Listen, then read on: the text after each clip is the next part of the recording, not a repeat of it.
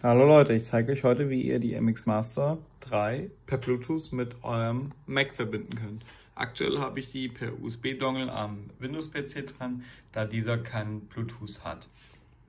Zunächst schauen wir uns die Rückseite an. Wir haben aktuell 1, 2 und 3. Wir gehen jetzt einmal auf die 2, weil auf der 1 nämlich das ist. So, dann schauen wir es uns kurz an. Einen Moment.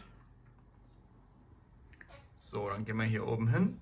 Ich muss aktuell, da ich ja keine Maus habe, per Teamviewer das steuern. Das heißt, ich gehe hier einmal auf Bluetooth, gehe hier einmal auf Systemeinstellung Bluetooth öffnen. So. Doch hier MX Master 3 verbinden. Und wir können direkt loslegen. Jetzt kommt natürlich das Fenster bezüglich Tastatur, bringt uns aber in dem Fall nichts. Wir klicken einfach auf X, wir brauchen das nicht. Und dann ist noch wichtig für zum Beispiel Anpassung von Funktionen, die Logitech Options App runterzuladen. Das kann ich euch einmal kurz zeigen. Ich gehe einfach mal kurz hier auf Launchpad und hier seht ihr die Logitech Options App.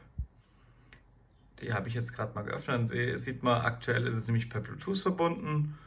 Wie voll der Akku ist. Zusätzlich bekommt ihr natürlich auch Akkumeldungen, wenn zum Beispiel der Akku fast leer ist, und dann könnt ihr ganz normal per USB-C-Kabel aufladen.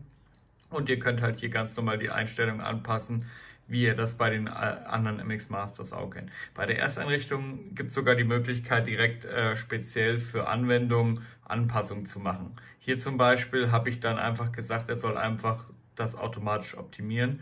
Und dann hat er für die einzelnen Programme, die es zum Beispiel unter Mac oder auch unter Windows gibt, einfach verschiedene Funktionen angehakt. Das kann ich euch nämlich nochmal kurz zeigen auf der Windows-Ebene.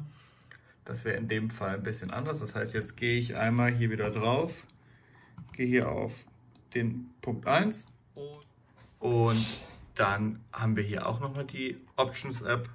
Options, genau. Und hier kann man es ähnlich verstehen. Hier sieht man auch wieder, die Options-App startet.